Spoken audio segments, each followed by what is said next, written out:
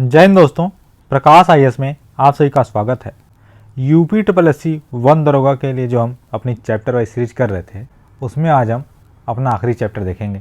और ये जो सीरीज हम कर रहे हैं, इसको देख रहे थे हम ज्ञान मुद्रा पब्लिकेशन हाउस वाली जो किताब है उससे। तो चलिए हम देखते हैं अपना आज का आखिरी चैप्टर, भारतीय कृषि प्रणाली और फसल चक्र, जो कि हमारा लास्ट चैप्टर भी है, Indian agriculture system and crop circles. सबसे पहले भारतीय कृषि प्रणाली जो है उसको देखते हैं, इंडियन एग्रीकल्चरल सिस्टम को। तो आर्थिक एवं सामाजिक तरीकों के आधार पर कृषि या खेती को वर्गीकृत करना ही क्या कहलाता है? कृषि प्रणाली कहलाता है। जब किसी क्षेत्र पर कृषि क्रियाएं जैसे फलोत्पादन, मत्स्य पालन, पशुपालन इत्यादि के अनुकूल लाभ प्राप्ति हेतु किसान जो विधियां अपनाता है उसे ही कृषि प्रणाली कहते हैं। सहकारी खेती, सामूहिक खेती, राजकीय खेती, किसानी खेती, निगमित खेती, पूंजीवादी खेती, कृषि यंत्रीकरण, कृषि प्रणाली, ये सब इसके उदाहरण हैं। तो हम इसकी परिभाषा देख लेते हैं। सामाजिक एवं आर्थिक क्रियाओं की गतिविधियों के अंतर्गत जिसमें कोई कृषि कार्य संपन्न किया जाता हो उसे क्या कहते हैं? हम कृषि प्रणाली कहते हैं। ये परिभाषा महत्वपूर्ण है, इसको याद कर लीजिएगा, क्वेश्चन पूछा जा सकता है आपसे। इसके बाद हम देखते हैं जो कृषि प्रणाली है उसके प्रमुख प्रकार, जो ऊपर हमने नाम लिया था वही हैं। तो जो प्रमुख प्रकार है उसमें सबसे पहले हमारी राजकीय खेती। देखिए, इस प्रकार की खेती करने वाले फार्म सरकार की संपत्ति के अंतर्गत आते हैं और इस प्रकार की खेती वाली भूमियों का प्रबंध सरकारी कर्मचारियों द्वारा किया जाता है। ऐसे फार्मों को चलाने के लिए राज्य द्वारा सभी प्रकार की सुविधाएं एवं पूंजी उपलब्ध कराई जाती हैं। फार्म उत्पादन की योजना भी सरकार द्वारा ही बनाई जाती है। खेत में प्रतिदिन का कामकाज दिहाड़ी मजदूर द्वारा लिया जाता है। इस प्रकार के फार्म अनुसंधान कार्य, विकास कार्य, प्रदर्शन व अच्छे बीज की मात्रा को बढ़ाने के लिए लगे होते हैं। तो उनका उद्देश्य क्या है कि रिसर्च करना, डेवलपमेंट करना और नई नई क्वालिटी के हाई यील्ड वैरायटी के सीड्स डेवलप करना। इसके बाद नेक्स्ट है हमारा सहकारी खेती। सहकारी खेती से अभिप्राय उस संगठन से है जिसमें किसान परस्पर लाभ के उद्देश्य से स्वेच्छापूर्वक अपनी भूमि, पूंजी एवं श्रम को एकत्र करके सामूहिक रूप से खेती करते हैं। सदस्यों को उनके श्रम तथा भूमि के स्वामित्व के अनुपात में लाभांश के रूप में आमदनी प्राप्त होती है जब कई लोग मिलकर इकट्ठा खेती करते हैं। तो नेक्स्ट है आपका सामूहिक खेती। सामूहिक खेती के अंतर्गत जोतों एवं समस्त कृषि इनपुटों को एकत्र कर लिया जाता है। भूमि का स्वामित्व पूर्ण समाज में निहित होता है। भूमि का प्रबंधन चुनी हुई प्रबंध इकाई, जो प्रबंध समिति होती है, उसके द्वारा किया जाता है। समिति के सदस्यों को श्रमिक वर्ग में बांट दिया जाता है तथा कार्यानुसार पारिश्रमिक दिया जाता है। अंत में जो बचा हुआ लाभ का वितरण भूमि के आधार पर किया जाता है। इसके बाद अगली हमारी काश्तकारी खेती। काश्तकारी खेती के अंतर्गत किसान का सीधा संबंध राज्य से होता है। वह स्वयं भूमि का मालिक होता है तथा उसको स्थायी एवं पैतृक हस्तांतरित करने का अधिकार प्राप्त होता है। वह पहले से निर्धारित मालगुजारी राज्य को देता है। खेती के सभी कार्य किसान अपनी इच्छा से कर सकता है। यह प्रणाली भारत में सबसे अधिक प्रचलित है। नेक्स्ट हमारा निगमित खेती। निगमित खेती के अंतर्गत खेती का प्रबंध एक निगम द्वारा किया जाता है। निगम की सारी व्यवस्था संचालक द्वारा दी जाती है तथा सदस्यों का दायित्व भी सीमित होता है। इस व्यवस्था के अंतर्गत बड़ी मात्रा में भूमि तथा पूंजी की आवश्यकता होती है। खेती की प्रणाली मुख्यतः कहाँ? अमेरिका में प्रचलित है। भारत में सूरतगढ़ जैसे कई फार्मों को सम्मिलित करके केंद्रीय सरकार के अधीन भारत राज्य फार्म निगम लिमिटेड के अंतर्गत व्यापारिक दृष्टि से खेती की जाती है। उसके बाद नेक्स्ट हमारा पूंजीवादी खेती। इस खेती के अंतर्गत पूंजीपतियों के पास बड़े बड़े भूखंड होते हैं जो वे स्वयं क्रय करते हैं या फिर भी सरकार द्वारा उनको अधिकृत किए जा सकते हैं। यह व्यवस्था अमेरिका तथा ब्रिटेन में अत्यधिक प्रचलित है। इस प्रकार की खेती में पूंजीपति दिहाड़ी मजदूरों तथा आधुनिक तकनीक की सहायता से भूमि का अधिकतम उपयोग करते हैं। भारत में चाय तथा कॉफ़ी के बागानों में इस प्रकार की प्रणाली पाई जाती है। इसके बाद अगली जो हमारा प्रकार है कृषि यंत्रीकरण। कृषि यंत्रीकरण से तात्पर्य भूमि पर मशीनों द्वारा उन कार्यों को करने से होता है जो साधारणतया मानव या पशुओं के द्वारा किए जाते हैं। यह श्रमिक क्षेत्र में श्रम को पूंजी में बदल देना ही कृषि यंत्रीकरण कहलाता है। भारत में इसे 2 रूपों में अपनाया गया है।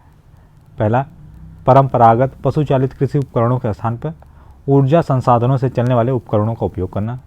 दूसरा है देश में विभिन्न कृषि जलवायु तथा सामाजिक आर्थिक स्थितियों के संदर्भ में भारवाही पशुओं के महत्व एवं उनकी अनिवार्यता को दृष्टि में रखते हुए पशु चालित उपकरणों का प्रतिस्थापन करना।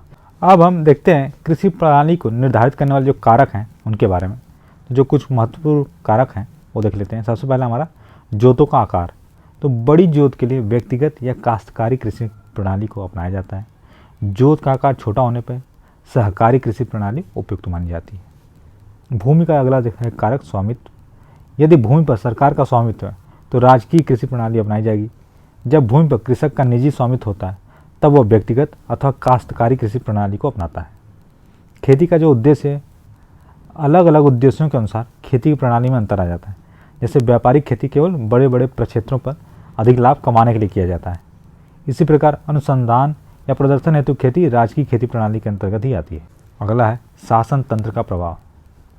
राज्य शासन अर्थात सरकारी तंत्र का प्रभाव भी खेती की प्रणाली को प्रभावित करता है। जैसे साम्यवादी सरकार की व्यवस्था में सामूहिक खेती तथा प्रजातंत्री सरकारी व्यवस्था में व्यक्तिगत खेती की प्रणाली अपनाई जाती है।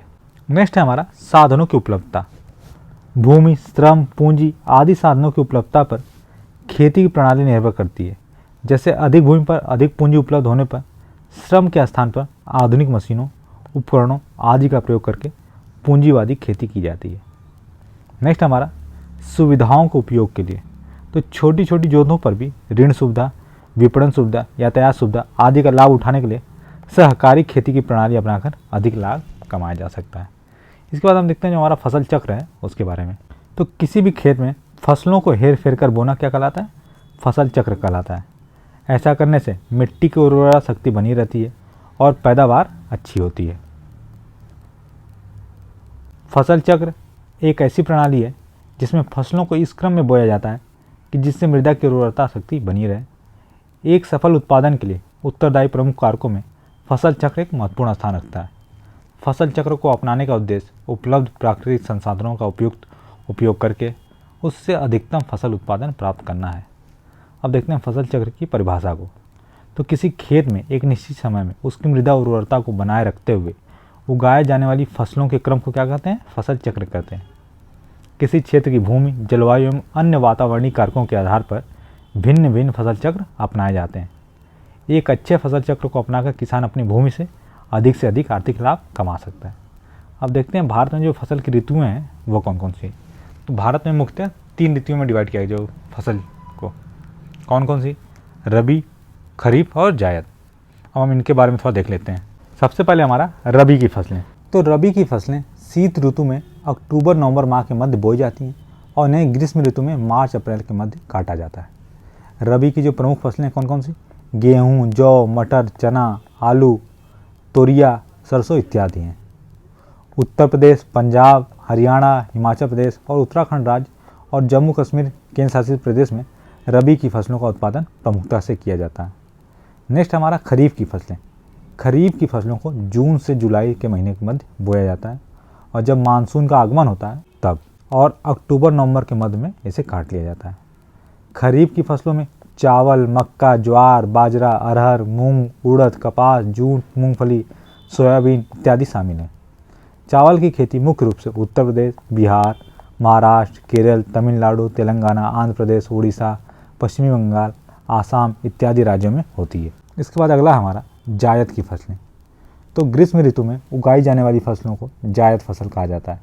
यह फसल मार्च से जून माह के मध्य बोई जाती है। तरबूज, खरबूज, खीरा, सब्जियां, पशु का चारे ये सब किस में आते हैं? जायद की फसलों में आते हैं।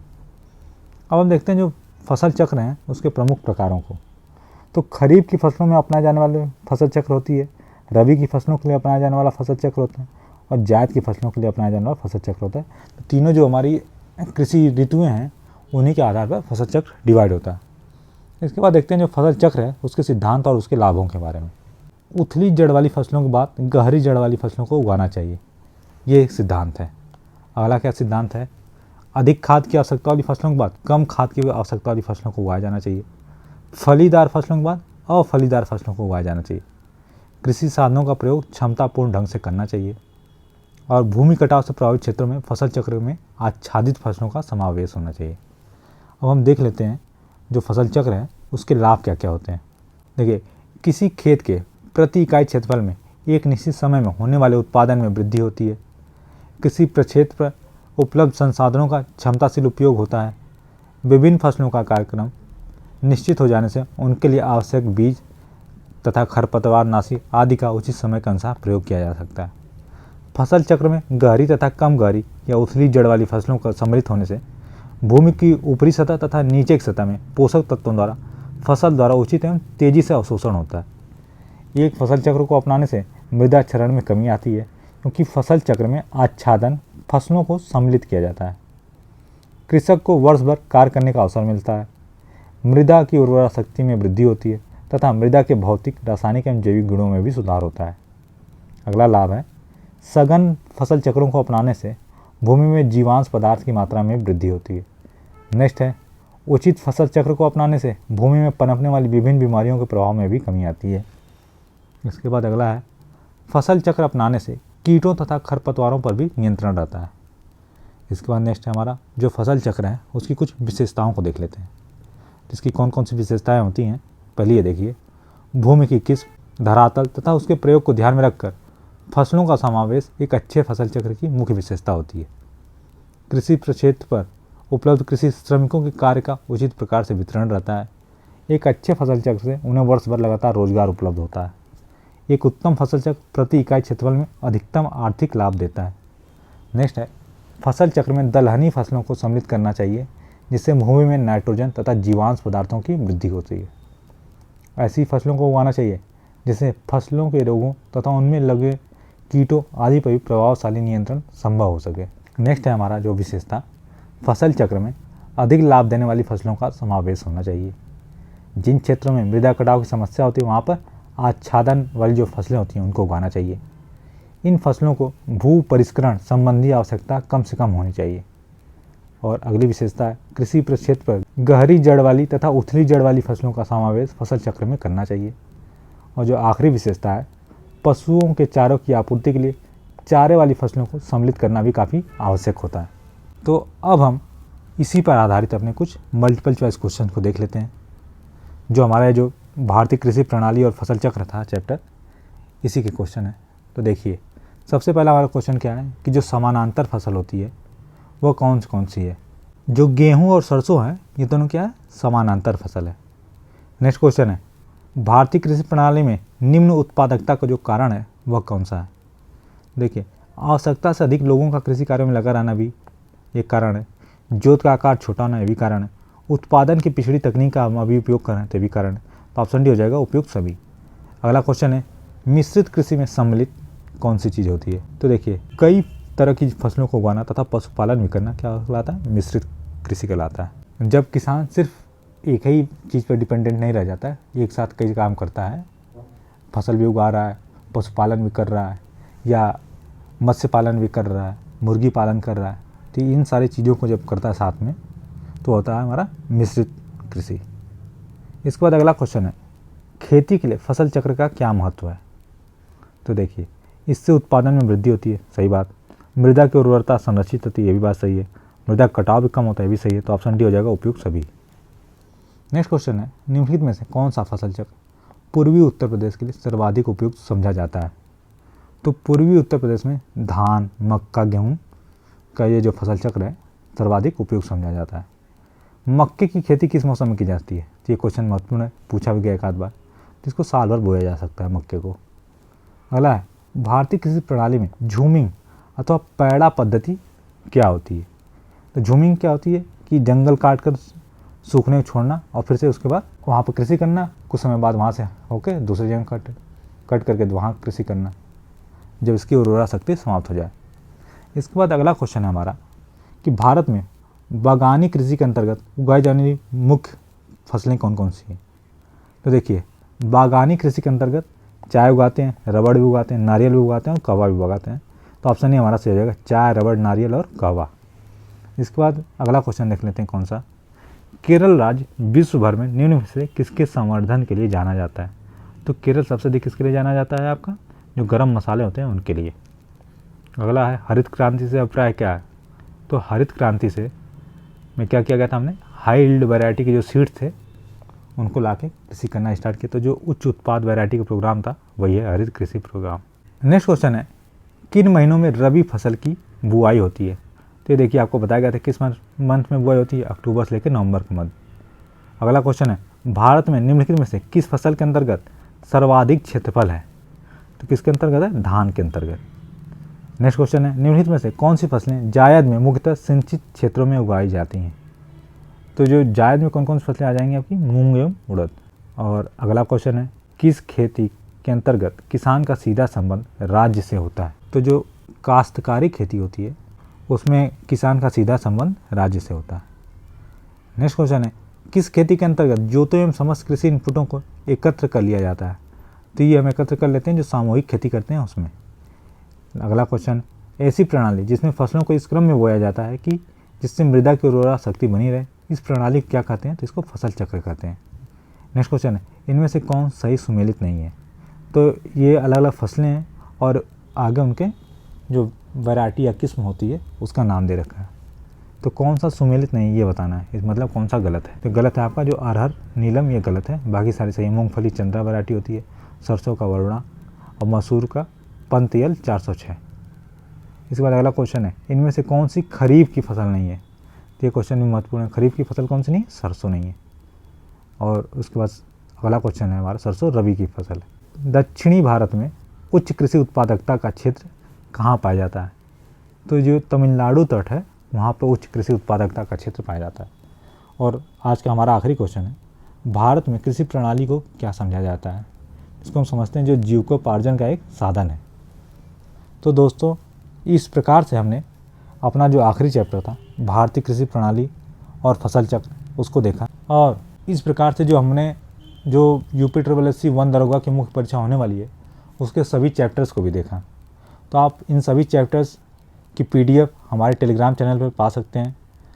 @प्रकाश IAS से सर्च करके आप वहाँ ज्वाइन हो जाइए। वहाँ आपको ऐसी अन्य महत्वपूर्ण जानकारियाँ भी उपलब्ध कराई जाती हैं।